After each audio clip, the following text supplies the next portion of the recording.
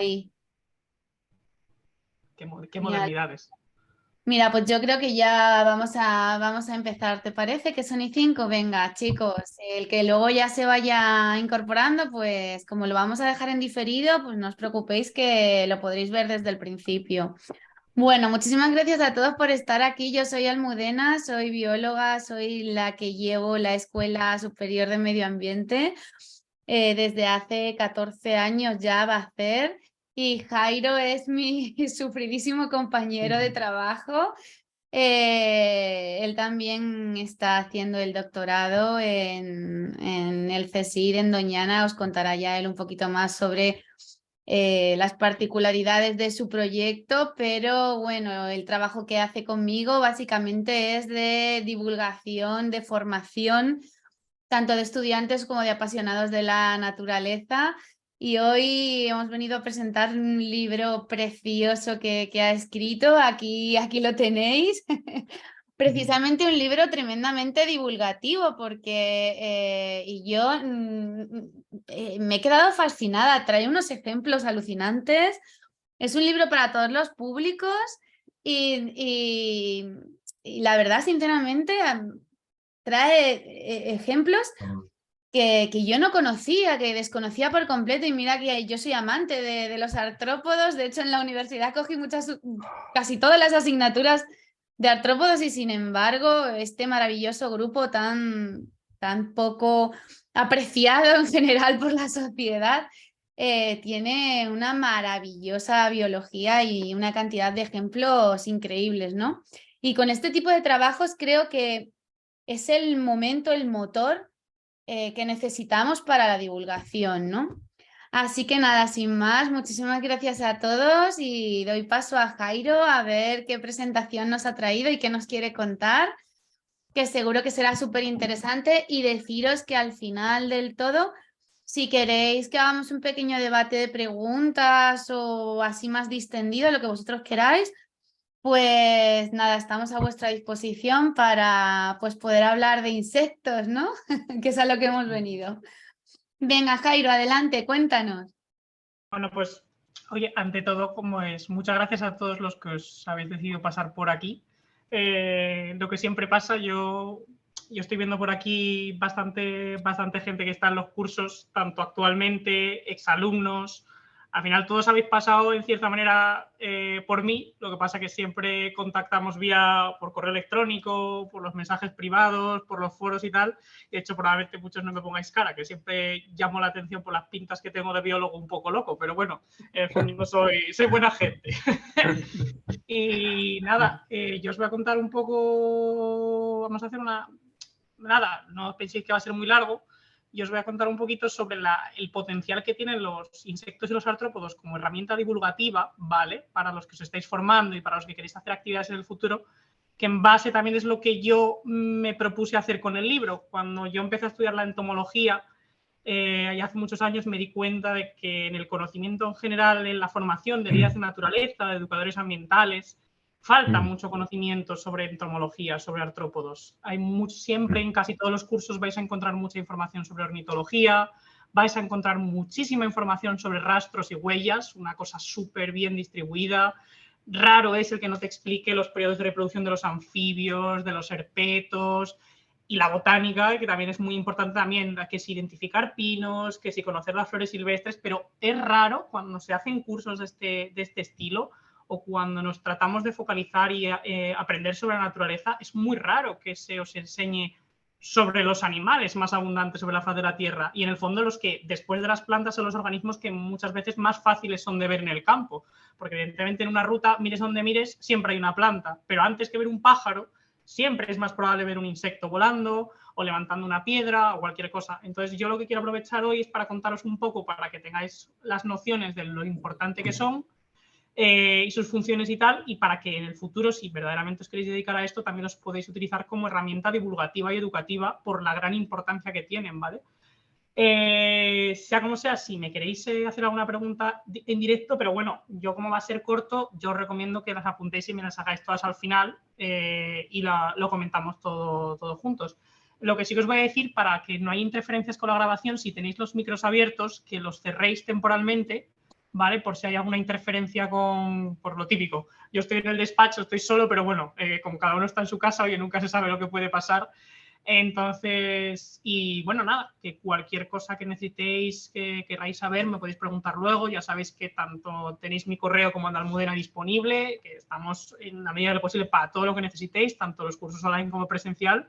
Y como siempre, muchas gracias por elegirnos y por estar hoy aquí. Así que voy a enseñaros un poco alguna cosa, a ver qué os parece y qué opináis, a ver si os gusta. A ver.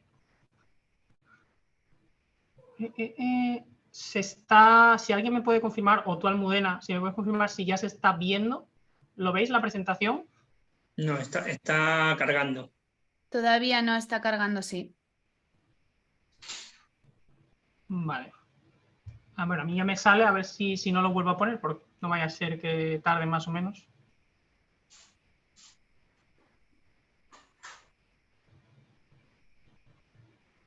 ¿Sigue sin cargaros? A ver, vamos a ponerlo. Vaya por Dios. Todas estas cosas las preparas, pero luego, por mucho que lo pruebes... Ahora. Ahora, Jairo, estupendo. Y si paso, veis qué está pasando, ¿no? Sí, perfecto. Sí, Vemos perfecto. hasta el cursor de tu ordenador por si quieres. Vale, sí, en algo, perfecto, ¿vale? lo tengo aquí puesto. Bueno, pues entonces voy a contaros así voy a comentar. Bueno, ante todo, aquí tenéis mi correo electrónico, ¿vale? El de Animal Record, por el cual siempre os voy a responder si me contactáis. Y bueno, como dijo Almudena, yo me llamo Jairo Robla, estudié, voy a quitar el vídeo para que no se me sobresature. Yo estudié biología en la Universidad de Oviedo, en Asturias, y luego estudié un máster de biodiversidad y biología de la conservación en la Universidad Pablo de Olavide en Sevilla. Posteriormente ya empecé a trabajar en la Estación Biológica de Doñana, en el Congreso Superior de Investigaciones Científicas en restauración forestal, a raíz del desastre de Aznalcóllar. Pero al mismo tiempo, yo llevo mucho tiempo llevando una actividad de estudio de diversidad de artrópodos y generalmente de insectos principalmente, pero también otros artrópodos en la península ibérica, particularmente en Asturias, que es mi tierra natal. Y también compagino pues, con dar los cursos de formación online en Animal Record, que es por lo que estáis hoy aquí, del llamamiento, por así decirlo. Y también doy algunas clases como profesor externo en la Universidad de Sevilla. O sea que, bueno, hago un poco de todo. Yo no soy una persona que es imposible que se quede quieta. Y, bueno, en fin, lo que vamos a hablaros aquí principalmente hoy es de insectos y de artrópodos. Y es que primero yo siempre enseño esto.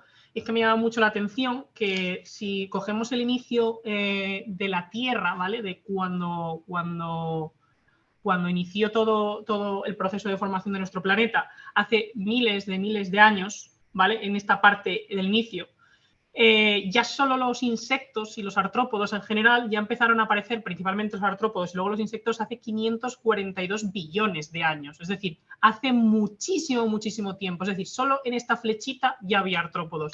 Y sin embargo, nuestra propia existencia como especie está solo registrada hace 200.000 años. La especie Homo sapiens. Evidentemente, hace 7 millones de años ya hay homininos en el planeta Tierra, pero simplemente para que veáis que nuestra historia empieza aquí y la historia de nuestros protagonistas empieza aquí. O sea, es decir, nosotros hemos visto muy poco tiempo o muy poco periodo de la Tierra comparado con lo que han visto los artrópodos. Y sin embargo, tendemos a dejar de lado las funciones importantes que transmiten, partiendo de la base de que son probablemente los seres que más tiempo llevan en la Tierra junto a las plantas. De hecho, del registro fósil podéis ver que hay una cantidad inmensa de artrópodos, de grupos extintos como los trilobites, pero también grupos muy llamativos, ¿vale? Como las grandes libélulas de periodos como el Ordovícico o insectos que nos parecen muy similares a los actuales. El registro fósil es inmenso. Y esto a mí lo pongo porque me llama mucho la atención, y es que en cada una de estas filas, cada una de estas hileras es un grupo de animales que ahora mismo vuela la Tierra. Por ejemplo, los vertebrados que tenéis aquí, veis que tiene un grosor que nos está indicando que de las de 1,5 millones de especies que hay descritas en la Tierra de animales, solo 73.000 especies son vertebrados, es decir, son anfibios, reptiles, aves, mamíferos o peces. Los moluscos son más de 100.000 especies, pero lo que llama la atención de esta gráfica, de este árbol, es el grosor que tienen los artrópodos. Y es que prácticamente la totalidad de animales ahora mismo que hay en la Tierra son artrópodos. Y es que más allá, si vamos incluso más allá, vemos que si dividimos todos los animales en un círculo gigante, el espacio que ocupan los insectos, solo los insectos, es una auténtica salvajada, porque estamos hablando de más de 1 millón de especies actualmente. Es decir, más que todos los reptiles, todas las aves, todos los peces, todos los mamíferos y todos los anfibios juntos, que son los grupos a los que nos centramos en la divulgación. O sea, es muy llamativo. De hecho, vemos que los crustáceos, los arácnidos u otros invertebrados tienen una mayor cantidad de especies, si cabe, que todos los vertebrados juntos en general. De hecho, como curiosidad, que es un dato que a mí me llama la atención, y es que actualmente, solo para que veáis un ejemplo, las mariquitas, que son unos escarabajos muy típicos que probablemente todos conozcáis, en su gran mayoría depredadores de pulgón, pues hay la misma cantidad de especies de mariquitas que el total de especies de mamíferos de todos los grupos distribuidos por todo el mundo. Es decir, aproximadamente hay unos 6.700 mamíferos en el mundo, desde el león y la ballena hasta todos los primates, contando los murciélagos y tal, y sin embargo en mariquitas hay el mismo número de especies, o sea, lo cual es sorprendente en cuanto a diversidad. Y en ese más de 1 millón de especies hay una cosa también que llama mucho la atención, y es que si cogiéramos todos los insectos y todos los artrópodos del mundo y los colocáramos en una balanza y en el otro lado pusiéramos a todas las personas del mundo, los insectos y los artrópodos pesarían más que todos los seres humanos del planeta. O sea, en cuanto a la importancia, porque es que suponen el total del 50% de la biomasa animal de todo nuestro planeta. O sea, la importancia que tienen es increíble. Y lo que sorprende es que se dejen tan de lado la divulgación. De hecho, para que vayáis viendo que son ejemplos muy visuales, yo personalmente siempre digo que son los organismos más importantes para la vida en la Tierra. Cumplen funciones muy variadas y muy llamativas. Por ejemplo, la dispersión de semillas. Las hormigas y muchos otros grupos de organismos mueven las semillas por los ecosistemas. Gracias a ellas, el bosque o los bosques o las selvas se están expandiendo junto a la dispersión que hacen otros organismos como las aves, pero los insectos también aquí tienen una importancia muy grande.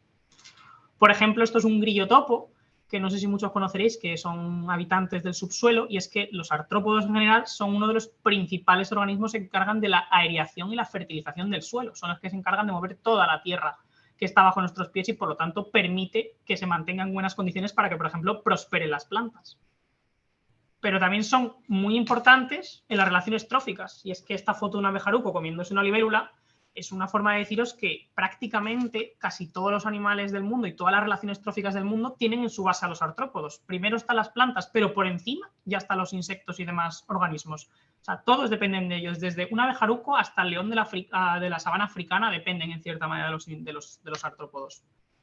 Aquí vemos, por ejemplo, un lagarto que tiene, veis que tiene aquí, que se ven, son garrapatas, y es que también cumple una función muy importante de controlar las poblaciones. El hecho de que grandes mamíferos o otros vertebrados no desmadren sus poblaciones en los ecosistemas se debe exclusivamente a la existencia de que hay una importante cantidad de artrópodos que son parásitos y que por lo tanto controlan las poblaciones. La polinización no puedo dejarla de lado.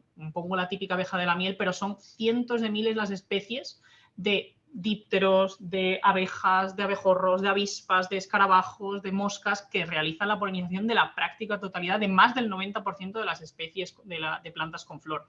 El hecho de que vosotros hoy os comáis una fruta o una manzana es casi exclusivamente dependiente de que ha habido un insecto que la ha polinizado allí donde se ha recogido.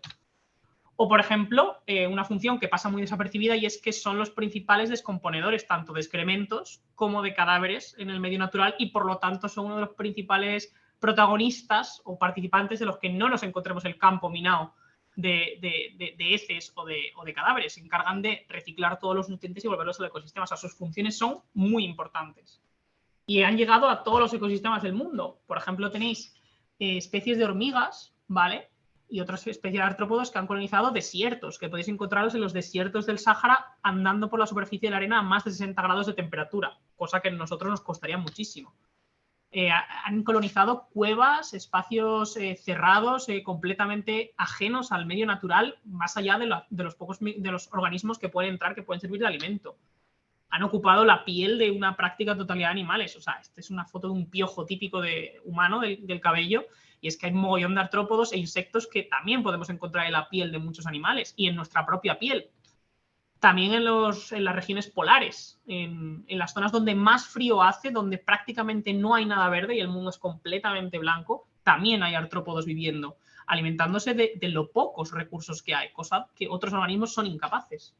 En las profundidades marinas podemos encontrar una gran cantidad de crustáceos y otros grupos de artrópodos que, por lo tanto, también tienen ahí su nicho. O incluso han vuelto al agua aun cuando vivían en tierra. Por ejemplo, un mogollón de insectos que deciden desarrollar su ciclo vital bajo el agua o sobre el mismo, como por ejemplo los zapateros. También, curiosamente, no les ha pasado desapercibido que a medida que nosotros nos hemos ido expandiendo por el mundo, ha aparecido un ecosistema que es estable, que tiene temperatura constante, humedad constante, alimento, como son nuestras casas, pues también han colonizado nuestras casas. Y es que en nuestras viviendas hay una cantidad de artrópodos también bestiales, desde nuestro baño hasta la cocina, pasando cualquier estancia en nuestra casa, siempre podríamos encontrar algún organismo. Bosques, selvas, las proximidades de volcanes, y han colonizado tanto incluso eventos, como digo yo, porque han colonizado no solo la parte del día, como sino también la noche, y han desarrollado estrategias incluso para solventar los problemas de no ver, como por ejemplo producir luz. O sea, es que son el único organismo que ha ocupado todos los ecosistemas del mundo. Y es que no hay nada que no hayan inventado, porque de hecho este es un ejemplo muy clásico, ¿vale? Esto es una avispa cazadora de cucarachas, y lo que hace para cazarlas es zombificar, controlar químicamente a la cucaracha. Es decir, son capaces de modular el comportamiento de otros organismos mediante señales químicas. O, por ejemplo, son capaces de construir estructuras tremendamente complejas a modo de vivienda, como por ejemplo esta avispa alfarera, que está construyendo una casa y llevando recursos para su nido, para las crías que están dentro de su nido, y hemos visto estructuras que son capaces de crear los artrópodos, que a veces son obras de ingeniería fascinantes. O sea, también han desarrollado el mimetismo al extremo, han desarrollado trajes, vestimentas espectaculares para pasar completamente desapercibidos, como por ejemplo los insectos hoja, o como pueden ser los insectos palo, u otras tantas especies que no tienen absolutamente nada que envidiar a los recursos naturales sobre los que se están camuflando, incluso organismos que se camuflan pareciéndose a otros organismos animales. O, por ejemplo, a mí este es un caso que me llama mucho la atención, y es que esto es una araña muy concreta, muy especial, que vive bajo el agua. Es la única en todo el mundo que vive bajo el agua, per se. Desarrolla su ciclo vital casi enteramente bajo el agua. Pues ha desarrollado una estructura de telas muy particulares para crear bombonas subacuáticas en las que estar, como digamos, en el aire, aun estando bajo el agua, lo cual es muy llamativo para un organismo tan pequeño. O, por ejemplo, aunque no lo parezca, y muchas veces tendemos a desmitificarlos o a pensar que no son así, pues por ejemplo los insectos y muchos otros artrópodos, por ejemplo los 100 pies también, han desarrollado un importante cuidado parental. Cuidan a sus crías desde que nacen hasta que son hasta cierto punto adultas para ser lo suficientemente independientes. O sea, por lo tanto, también en este grupo de organismos también existe este cuidado, cosa que pensamos que igual solo es de los mamíferos o de las aves, pero no, también sucede en muchos organismos. O, por ejemplo, a mí esta foto me llama mucho la atención, que puede parecer perfectamente una representación de la Vía Láctea, pero son unas cuevas de Nueva Zelanda y son un mosquito, las larvas de un mosquito, que son capaces de producir collares de perlas pegajosas para cazar, y producen una luz, y parece que están creando una Vía Láctea en el interior de una cueva. O sea, son capaces hasta de producir su propia luz sin necesidad de ningún aparato de todos los que hemos inventado nosotros. O sea, es que no hay nada que no hayan inventado. Y además tienen secretos que son muy interesantes para resolver nuestros problemas, como por ejemplo, este es un escarabajo tenebriónido muy característico de regiones desérticas, y estos escarabajos son capaces de obtener agua directamente del aire. Es decir, incluso aunque no llueva nada en el desierto, todas las mañanas son capaces de subirse a las crestas de los sistemas dunares y extraer, gracias a su sistema, a su corporal, extraer el agua del rocío para poder beber por la mañana. Incluso en las regiones en las que no hay nada de agua, cosa que a nosotros nos es prácticamente imposible y ni siquiera todavía sabemos cómo hacerlo. Pues por ejemplo, este pequeño escarabajo lo sabe hacer por sí mismo.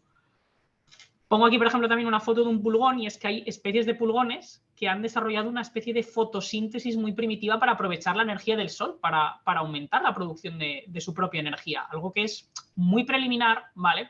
No podemos llamarlo fotosíntesis como las plantas, pero realmente nosotros, por mucho que lo digamos, tampoco somos capaces de producir más o menos energía porque nos dé más o menos el sol. Pues hay organismos que hasta cierto punto sí.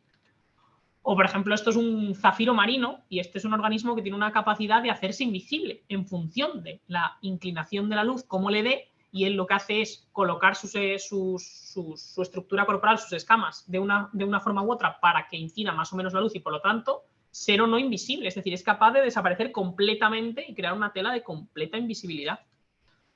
O, por ejemplo, este escarabajo es muy característico y se llama el escarabajo indestructible, y es que se ha demostrado que tiene una estructura tan resistente que ni pasándole varios camiones por encima son capaces de fracturar su exoesqueleto. O sea, tiene un sistema de capas súper resistentes que, de hecho, si desentrañáramos sus secretos, podríamos tener materiales hiperresistentes para la fabricación de utensilios. O, por ejemplo, moscas que son capaces de bucear en lagos y crear un traje subacuático de forma que, aunque se sumerjan, salgan completamente secas. Es decir, este organismo presenta una de la piel, por así decirlo, ¿vale? Pues son una serie de pelos que lo rodean, que hacen que sea como uno de los organismos que tiene el cuerpo más seco que existe en el mundo animal. Da igual que lo sumerjas bajo el agua, siempre sale seco. Imaginaros la aplicación de esto para crear nuestras propias telas o tejidos y crear, por ejemplo, trajes que pudiéramos sumergir en el agua y que en el fondo serían completamente secos después, cosa que ahora mismo no tenemos esa capacidad, al menos a tal nivel de extremo. O la capacidad para estar cientos de miles de años tranquilamente en estado de diapausa hasta que las condiciones sean apropiadas, como por ejemplo los tríops, que cuando se desecan las charcas en las que viven dejan unos huevos en estado de latencia, y estos huevos pueden estar cientos de años sin eclosionar y perfectamente resistir incendios, resistir el pisoteo, resistir movimientos y tal, y cuando les cae una simple gota de agua son capaces de volver a la vida. O sea, tienen una cantidad de soluciones para nuestros problemas. Y sin embargo hoy, y es una cosa que también aprovechamos para decir los cursos, que siempre nos pasa muy desapercibidos, que aunque no lo parezca, estos organismos también están amenazados. De hecho, por ejemplo, este es un insecto palo de la isla de Lord Howe, que es un insecto que desapareció, por ejemplo, por la introducción de especies invasoras en la isla. Las ratas acabaron prácticamente con casi toda la población y ahora mismo solo quedan poco más de 20 o 30 ejemplares en un islote, y sí que se cuenta con mogollón de ejemplares en cautividad, pero no está en la naturaleza. Esta especie está desapareciendo, como otras cualquiera. O, por ejemplo, pongo aquí la mariposa polo, que es muy característica en algunas zonas de cordillera de España, y es que a mí me llama mucho la atención siempre comentar con vosotros cuando os conozco en persona, y es que mi familia, en particular mi abuela, decía: es que en estos últimos años yo ya no veo tantas mariposas como antes. ¿Dónde se están yendo las mariposas? Antes había muchas más mariposas. ¿Dónde están los insectos que antes eran tan abundantes? Hay especies que, por ejemplo, esta especie, que es muy sensible a los incrementos de temperatura, pues se ve obligada a subir hacia las zonas más altas de las montañas por el cambio climático. Pero ¿dónde están el resto de mariposas? Algo está pasando, están amenazados. O, por ejemplo, las abejas solitarias, que son una de las principales grupos de organismos que más contribuyen a la polinización. Hay muchas especies que están desapareciendo sin dejar ningún tipo de rastro y nadie hace ni sabe absolutamente nada del por qué. O, por ejemplo, los grillos y los saltamontes. Muchas especies ya no cantan con tanta asiduidad en nuestras noches de verano, y es que muchas están desapareciendo por ejemplo, cosas tan sencillas como el cambio del patrón de la siega de los prados, ¿vale? Porque son especies que se alimentan, los saltamontes, por ejemplo, se alimentan de la hierba en general, y simplemente los cambios en la siega o los cambios en los usos del suelo, los herbicidas, los pesticidas, están cargándose estas especies a un ritmo demencial y nosotros ni siquiera nos damos cuenta. Este es un ejemplo muy clásico, y es también para que veáis que la gente tiene distintos, incluso dentro del mundo de los insectos y los artrópodos hay peluchismo, por así decirlo. Y es que esto no sé si lo conoceréis, pero es un piojo que ahora mismo se considera extinto. Este piojo se llama el piojo del lince ibérico. Esta es la única foto que se conserva del piojo del lince ibérico, que es un piojo que vivía exclusivamente sobre el pelo del lince ibérico, de aquí de la península ibérica. Cuando quedaron muy pocos linces, se llevaron a cautividad, y ¿qué pasó? Que se desparasitaron para tenerlos en mejores condiciones sanitarias. Y cuando los desparasitamos nosotros, pues extinguimos de forma directa este piojo, que sería un controlador poblacional del lince en el caso de que estuviese una población muy elevada. Pues estas especies también desapareciendo y cumplen funciones importantes. O incluso especies o grupos de organismos que no nos parecería pensar que están amenazadas, como los isópodos, las cochinillas de la humedad, que igual muchos conocéis, pues por ejemplo están siendo objeto de tráfico ilegal de especies, y muchas están desapareciendo de sus áreas naturales. De hecho, tenemos muchas especies endémicas en España que están desapareciendo, básicamente porque tienen motivos muy coloreados, como veis aquí, y se venden. O sea, estos ejemplares que son endémicos de la zona de Almería, una zona de Murcia y tal, en algunas páginas de internet, para que os hagáis una idea, se pueden llegar a vender a 200 euros el ejemplar, cuando sin embargo están desapareciendo de allí, de los sitios en los que deberían estar viviendo. Y de hecho eso es lo que se llama el colapso de los insectos, la desaparición de los insectos y de los artrópodos en general del planeta Tierra y de todas las funciones ecosistémicas que desarrollan. Es decir, habéis visto que son tremendamente importantes en cuanto a abundancia, son tremendamente importantes en cuanto a funciones, en cuanto a estrategias de vida y en lo que nos pueden ofrecer, y sin embargo están desapareciendo.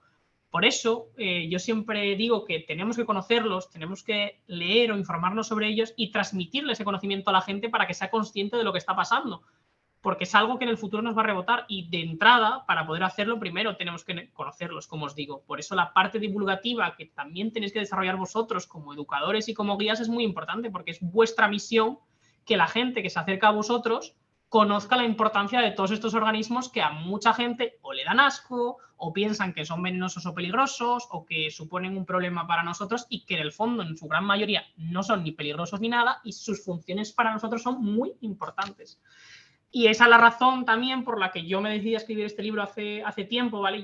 Es un proyecto que lleva 2 o 3 años y que al final ha visto la luz este año, y del cual estoy bastante contento, y también agradezco a Almudena que me ha dejado presentaroslo también a vosotros por mediación de Animal Record, que es un libro en el que vais a encontrar muchas de estas cosas que os he comentado y muchas más, para poner en valor la importancia de la astucia que tienen los insectos artrópodos, sus importantes funciones en los ecosistemas, y cuán importante puede ser para nosotros estudiarlos, comprenderlos y entenderlos. Es el libro que ya lo tenéis disponible en prácticamente pues, todas las plataformas. Y a raíz de esto también queremos daros una noticia, y es que desde Animal Record, desde la Escuela Superior de Medio Ambiente, ¿vale? Que ya conocéis muchos de nuestros cursos porque muchos sois exalumnos y habréis hecho los cursos online con nosotros, habréis venido a los presenciales. Estamos en disposición y ya en plena preparación de un nuevo curso que esperamos que salga y vea la luz a final de año, a más tardar, ¿vale? Que será uno de los primeros cursos que hay en España de entomología ibérica aplicada a la educación ambiental, en el que la idea es que intentaremos proporcionar todos estos recursos, ¿vale? Para que vosotros podáis utilizarlos en el futuro, es decir, para que podáis aprender sobre entomología básica, para que podáis entender lo importante de los organismos que nos rodean, para que conozcáis las especies que al menos están en nuestro país y cómo utilizarlas como recurso educativo para que la gente pueda seguir hablando y entendiendo sobre ellas, y sobre todo cuidándolas y conservándolas de cara al futuro. Y hasta aquí. Eso es lo que yo os quería contar. No era ni muy largo ni muy tal, pero espero que al menos os haya gustado.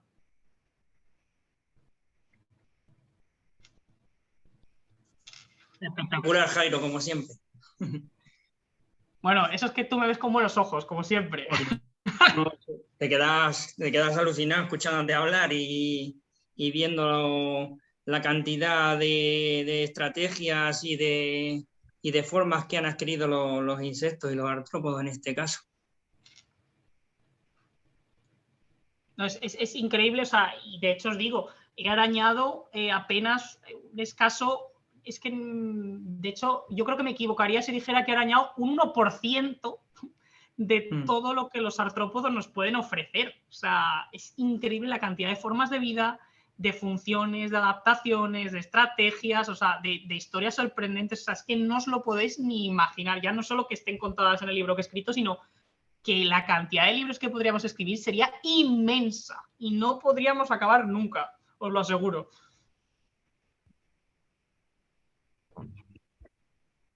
Jairo, ¿cuántas especies están descritas de la totalidad que más o menos se cree que hay en el planeta de artrópodos? ¿Puede ser así en porcentaje aproximado? ¿Qué piensas? Voy a ver si puedo. Voy a compartiros una cosa que creo que es muy visual. Mira, que es una pregunta muy interesante. Hay una página que también os recomiendo leer que se llama The Collapse of Insects, ¿vale? A ver si lo puedo compartir para que lo veáis. Ventana, esto. Vale, me parece que creo que ya estáis viendo la página, ¿no? Sí. Mira, no sé, es que esa pregunta, para que veáis lo reseñable que es, hay un esquema aquí que me llama mucho la atención, que siempre enseño.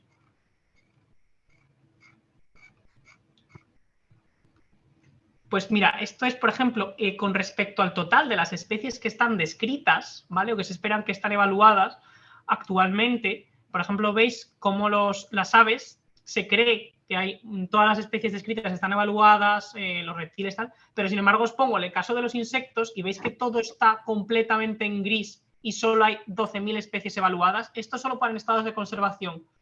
Pues si ahora mismo hay 1 millón de especies, se estima que perfectamente el número de especies que que hay de insectos solo puede tranquilamente superar los 10 millones. O sea, ahora mismo, hoy, probablemente si nos ponemos a revisar toda la literatura científica se hayan descrito mogollón de especies nuevas de artrópodos.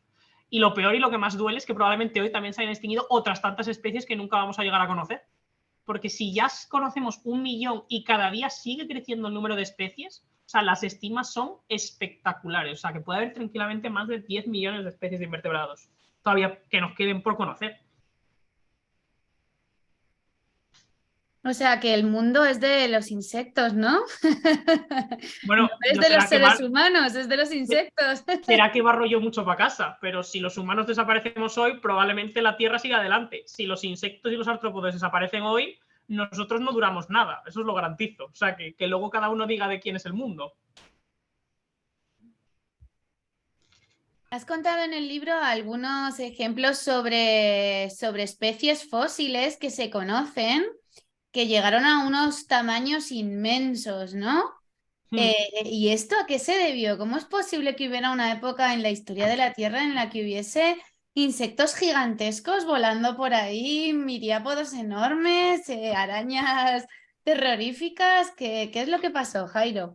Pues sobre todo, básicamente, que en la época en la que empezaron a surgir este grupo de organismos, estábamos hablando de un planeta que tenía una cantidad de recursos abismal. O sea, ya no solo tenéis que pensar en el oxígeno, propiamente dicho, pero sobre todo que la cantidad de recursos nutricionales que había en aquel entonces era enorme comparado con los motores, los gases que se necesitaban y por lo tanto los modos de vida, la arquitectura de los organismos llegaron a ser enormes. ¿Qué pasa? Que con el paso del tiempo estas arquitecturas grandes la han copado otros animales, como por ejemplo desde la gran ballena azul hasta los elefantes, y han ido ocupando un nicho de ser organismos más pequeños, pero es que es verdad que había libélulas que eran del tamaño de avutardas, o sea, lo cual, vamos, no sé, o por ejemplo había escorpiones marinos que llegaban a medir 2 o 3 metros de longitud, o sea, una auténtica salvajada.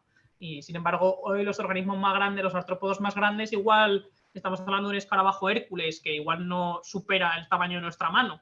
O sea, para que veáis lo que era antes, o lo que hubiera sido la Tierra de antes y lo que es la Tierra de ahora.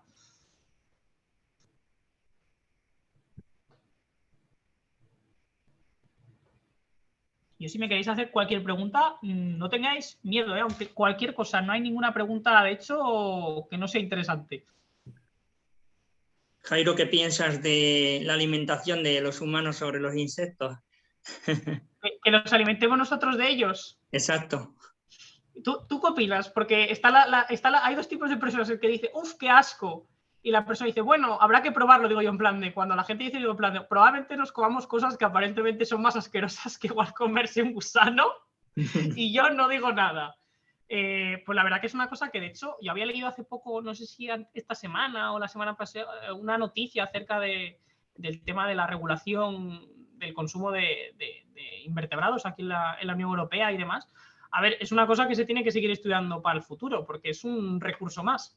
O sea, de hecho, lo que está claro es que lo que se puede gastar en producir la carne que nosotros producimos de forma normal para alimentar a una persona, se puede producir en una cantidad bastante abundante si nos alimentáramos de insectos en una pequeña jaula, o sea, una granja industrial. No es lo mismo tener una vaca en un espacio muy grande, suelta, que no tener un cubo gigante con, por ejemplo, los gusanos de la harina.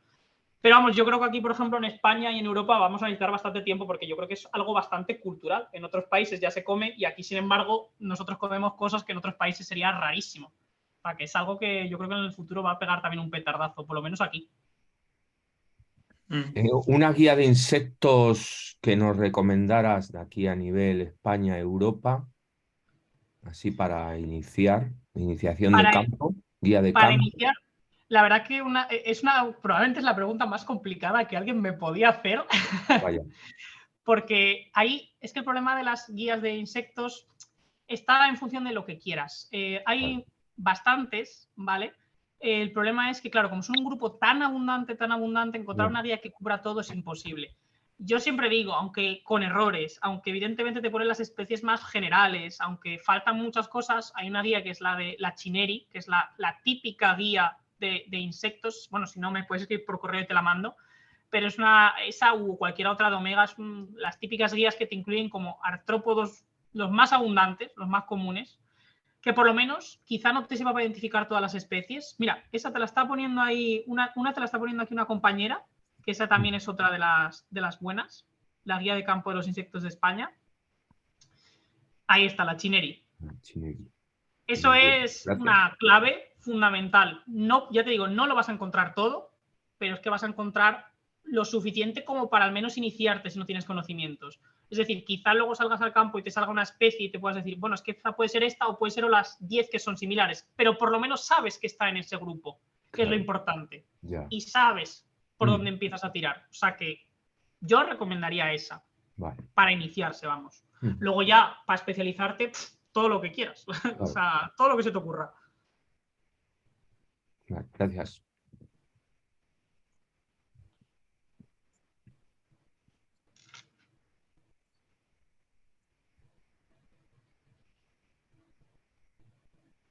Bueno, buenas tardes.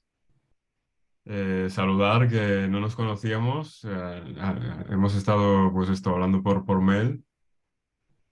Y bueno, me ha fascinado pues todo lo que nos has contado. Y bueno, me he quedado cuando has dicho que, bueno, que desaparecen especies, ¿no? Y sin rastro me ha parecido curioso.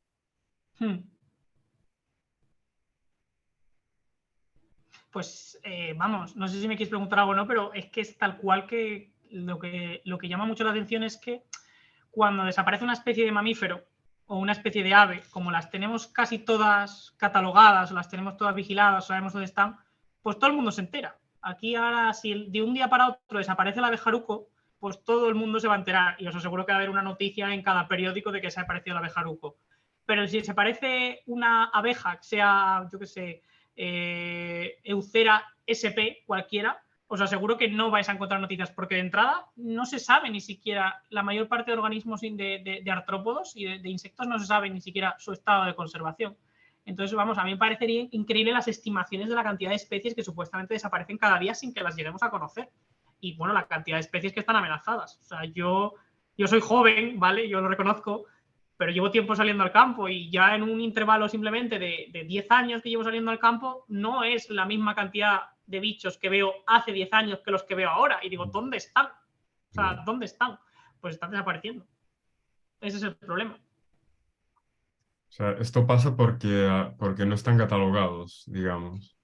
Al no estar catalogados, no sabemos realmente su estado de conservación. Evidentemente, no es lo mismo dedicar dinero para estudiar las 300 aves que tenemos en España, residentes, o que están más tiempo que dedicar, por ejemplo, que en España podemos tener tranquilamente más de 4.000 especies de moscas, 5.000 especies de moscas. Entonces, al no estar catalogados no se sabe información, pero muchas especies saben, no porque no estén catalogadas o no, sino porque hay una cantidad de cosas que estamos haciendo, que si los herbicidas, los pesticidas, las especies invasoras, la urbanización, la desecación de los humedales, o sea, todos los impactos que estamos haciendo. ¿Y qué pasa? Que si ni siquiera las conocemos, ni sabemos lo que está ahí, pues desaparecen sin que nosotros lo sepamos, básicamente porque no hay información al respecto. Y es mucho más fácil seguir lo que le está pasando al lince ibérico porque todo el mundo lo conoce, pero es muy difícil saber lo que está pasando con el escarabajo acuático que vive en la charca de detrás de tu casa, por ejemplo. También es cierto que no es lo mismo, a la gente le tira lo que le gusta más y a fin de cuentas los insectos y los artrópodos pues suelen infundar miedo o asco comparativamente con un mamífero o un ave que generalmente la gente quiere abrazarlo. Pues igual ahí también está la diferencia en cuanto al conocimiento. Todo es empezar la educación desde pronto. Porque claro, si tú a un niño no le enseñas a estar asustado de algo, no va a estar asustado.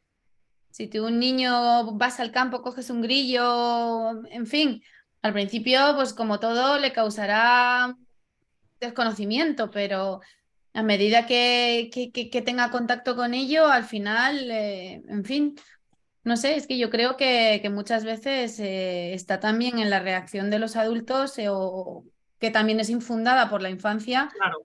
Un miedo irracional que no muchas veces no tiene sentido, porque una cosa es reconocer animales peligrosos, no tocarlos, y otra cosa es tener un terror, ¿no? Una fobia que no se entiende muy bien. De hecho, conoceréis una de las fobias más características, que además que estoy viendo aquí entre los que están aquí en la... Así están conectados, estoy viendo a un amigo que sabe mucho de arañas, y yo me acuerdo de una cosa que comentaba con él cuando yo estaba aprendiendo más sobre arañas y tal. Aquí, por ejemplo, en España podéis tener unas 1.200, 1.300 especies de arañas distintas. Quitando una familia, todas tienen veneno. Ahora bien, la pregunta es, ¿cuántas tienen veneno de importancia médica para nosotros? Realmente, ahora mismo se dice que 3. 2 viven en zonas de alta montaña que generalmente difícilmente vais a ver, y una es la que más os podéis encontrar cerca de casa. Es decir, que el 99% de las arañas que veis no tienen ninguna importancia médica para nosotros. Entonces la pregunta es por qué la gente está constantemente pensando que las arañas van a suponer un daño para sí mismo o para su entorno más cercano. No sé si me explico lo que queréis. Pues con esto lo podéis trasladar a casi todos los grupos de organismos de insectos. Como ya se tiene un estigma de que dan miedo, de que son peligrosos, de que son venenosos y tal, pues ya no se generaliza ni que se quieran conocer ni que la gente los comprenda. Si desde pequeños, desde jóvenes, y a la gente les vamos infundando ese conocimiento de que no son tan peligrosos, de que realmente es un mito como tal y que son muy importantes, pues quizás esas cosas empiecen a cambiar con el paso del tiempo. Y es el momento de que cambiemos las cosas con respecto al conocimiento que se tienen sobre estos desconocidos. De hecho, Jairo, el aspecto es muy relativo, porque si uno mira un centollo de Navidad, esos que nos comemos en Navidad, y uno mira una araña, cuidado, ¿eh? A mí Tú miras un personalmente... centollo así de frente, yo no sé qué te parecerá a ti, pero no es muy agradable. A mí, no, Y luego desde luego, a mí el miras centollo me da mucho más miedo. miras una migala de estas mexicanas, de estas arañas grandotas, y eso entre eso y un centollo no hay casi nada de diferencia. Yo opino lo mismo. De hecho, a mí el centollo me da mucho más miedo que probablemente una de las arañas que están en las esquinas de nuestras casas. O sea que, bueno, cada uno que elija qué prefiere que le dé miedo y qué no le dé miedo, desde luego. Oye, ¿y no tendrá mucho que ver el cine? Todas esas pelis de miedo donde salen insectos mortíferos y malignos y serpientes asesinas y cocodrilos y esas cosas, ¿no? Se ceban No, ahí claro, es que, a ver, con los es que reptiles y con los insectos se ceban, ¿no?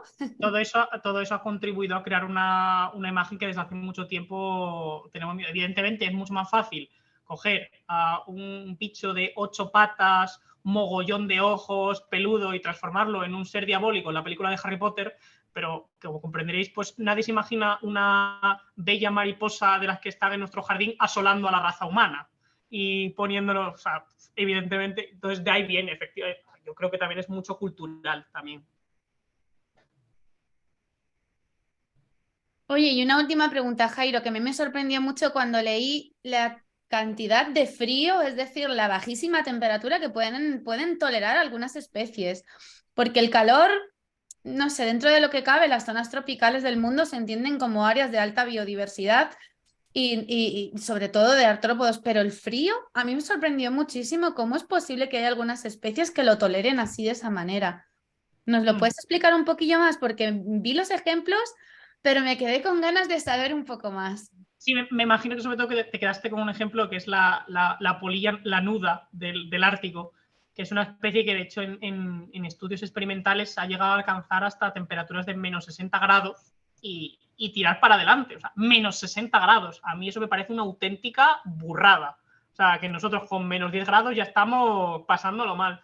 Pues aparte de que, curiosamente, esa especie tiene un sistema de pelos muy característico, que es tan tupido, que crea una capa de aire por debajo, que esa capa de aire que mantiene estática está ya caliente. Pero además es que son capaces hay especies que son capaces de congelarse a sí mismas cuando llega el frío, porque producen una cantidad de anticongelantes bestial para que, aun cuando se congelen, sean incapaces de sufrir los efectos del hielo. Es decir, que tienen una cantidad de estrategias para resistir el frío, pero que principalmente versan sobre como pelo, cubiertas o tal, que les protegen muy bien y mucho mejor que muchos de nuestros mejores prendas de vestir, y que además son capaces de producir sustancias que les dejan perfectamente preparados para congelarse, o sea, estar dentro de un cubito de hielo, pasar 2 meses, descongelarse y volver a andar como si nada. O sea, yo creo que si a nosotros pasase eso de que nos congelan como a Walt Disney y nos ponen en un cubo de hielo, igual luego ya no salimos andando. Yo no haría la prueba por si acaso.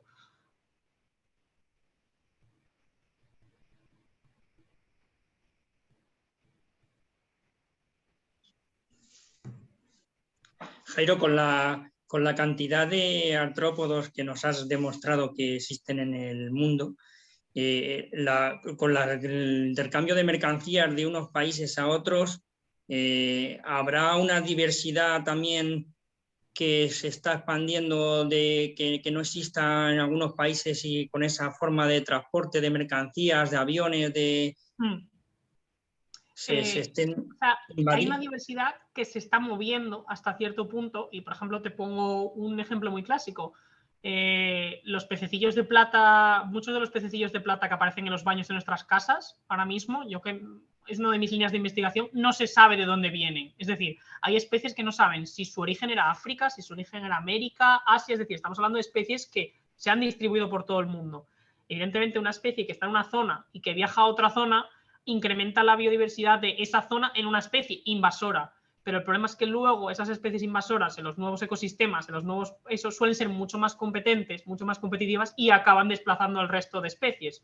Por lo tanto, lo que incluso hasta cierto punto puedes pensar que lo incrementa, al final lo acaba reduciendo. Evidentemente, las especies invasoras no son buenas. O sea, las especies tienen que estar siempre en su área nativa, siempre, y si se expanden, al menos que sea de forma natural, es decir, no por causas nuestras, porque todo lo que hemos expandido nosotros por nuestras propias causas nunca suele terminar bien, por desgracia.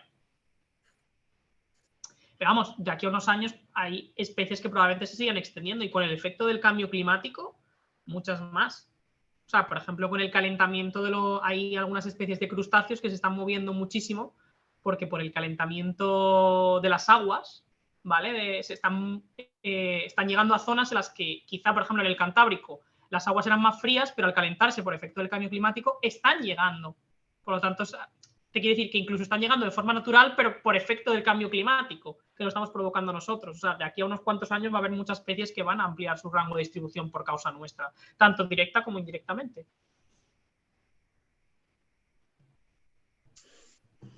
Y sí, por ahí comenta Concha que las lombrices de California también se está introduciendo también el tema de los... ¿Cuál es mi opinión? Pues como en la lumbricultura pasa también exactamente lo mismo. Hay muchas especies que se han introducido porque queremos hacer compostaje, queremos hacer lumbricultura y demás. Y yo siempre digo, si tenemos especies, aquí en España, para que os hagáis una idea, si no recuerdo mal, hay aproximadamente más de 300 especies de lombrices de tierra diferentes. Más de 300 especies. Yo lo que me pregunto es, si tenemos 300 especies que cumplen las funciones de hacer el movimiento de la tierra, la fertilización y tal, aquí, ¿por qué yo necesito meter una lombriz de California aquí para hacer esas funciones? Evidentemente se mete porque son más efectivas, porque son más grandes, porque se comercializan y tal, pero a fin de cuentas lo que acaba es un efecto negativo porque lo homogeneizamos todo, porque esa especie al final acaba introducida en los ecosistemas, el resto de especies no son capaces de competir contra ella y acaban desapareciendo. Y a mí me parece muy triste que desaparezcan nuestras propias especies por la introducción de especies alóctonas, independientemente de que puedan tener una mejor repercusión para nuestra economía. Hay que también poner todo en una balanza, el valor de la biodiversidad y el valor de los recursos que nos proporcionan. ¿Y algún truquillo para hacer fotos con el móvil cuando encontremos alguno en el campo, en la montaña, en las excursiones? ¿Algún truquito así para con el móvil hacer una foto digna? Pues lo primero y más importante, paciencia. Eso es lo más importante. Ya, también te digo, yo llevo haciendo más de 6 años fotos a bichos en el campo y no tengo cámara. Y de hecho, Almudena sabe que es mi gran perdición no tener cámara de fotos para haceros buenas fotos en los cursos cuando voy.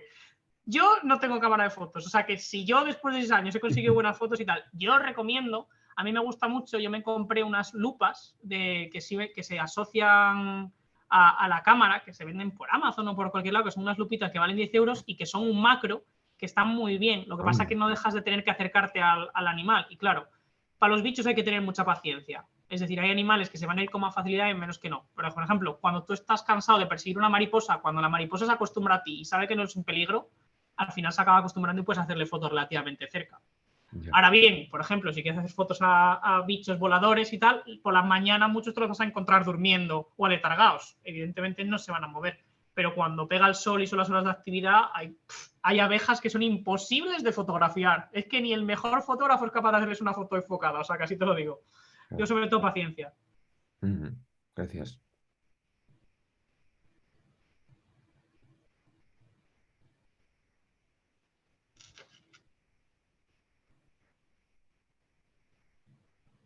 Y aquí comenta por aquí un compañero también el caso de las artemias, de alimento vivo, que es también muy característico y también que, bueno, ha venido también mucho de la acuicultura y de la educación y demás, que al final se escapan a los ecosistemas de una manera u otra y al final lo acaban perturbando completamente todo.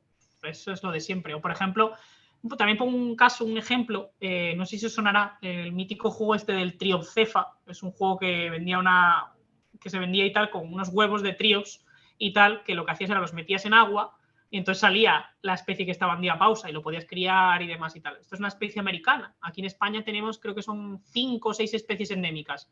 ¿Qué pasa? Que las especies de aquí son mucho más pequeñas y son menos voraces. Entonces, ¿qué pasa? Que se empezó a introducir porque la gente compraba ese juego para los niños, cuando crecían se cansaban de ellos y lo soltaban en una charca. Y esa especie que es más grande y mucho más fuerte, al final acaba desplazando al resto de especies autóctonas. Y al final el sistema, que es súper diverso, que igual tiene 100 especies de organismos, pues al final se acaba quedando en 10, los 10 que son capaces de soportar esa nueva especie que hemos metido, que es invasora. O sea, también el tema de las especies invasoras es algo que nos va a rebotar en el tiempo y por eso también es bueno tener conciencia de su importancia y divulgar a nuestros alumnos la importancia de no hacer tráfico de especies, de no sacar las especies de su hábitat natural, de ser cuidadosos con los organismos tal cual. Y respetuosos siempre.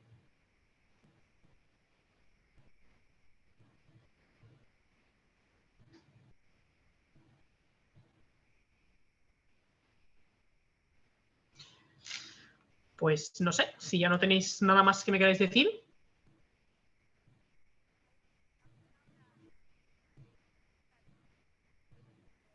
Almudena, no se te está escuchando, se ha debido de caer el micrófono o algo así. Ahora, ¿me oyes ahora? Sí, ahora sí.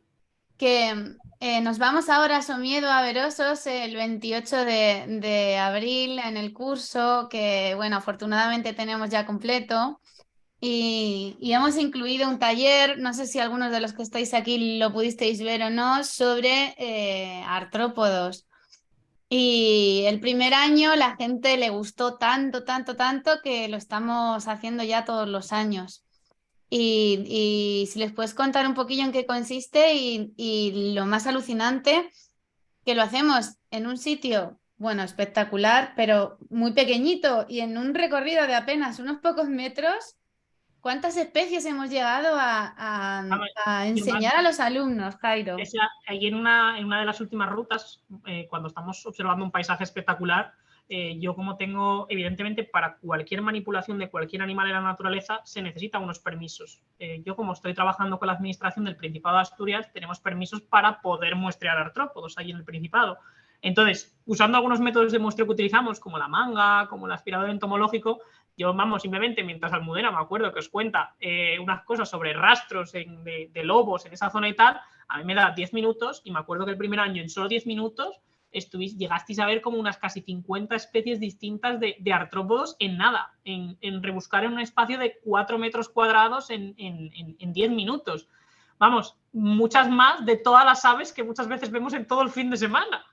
Y bueno, ya por descontado, mucho más que mamíferos, que con un poco de suerte vemos el oso, vemos el lobo, vemos alguna cosuca más y para de contar, porque a fin de cuentas los mamíferos son difíciles de ver. O sea, solo para que veáis en tiempo y en espacio la cantidad, la herramienta que tenéis accesible para poder enseñar a la gente, incluso cuando los lleváis a ver algo y no estáis viendo quizá lo que queríais ver. O sea, nunca podéis llevar a alguien al campo y decirle no hay nada. Es que hay muchísimas cosas, siempre.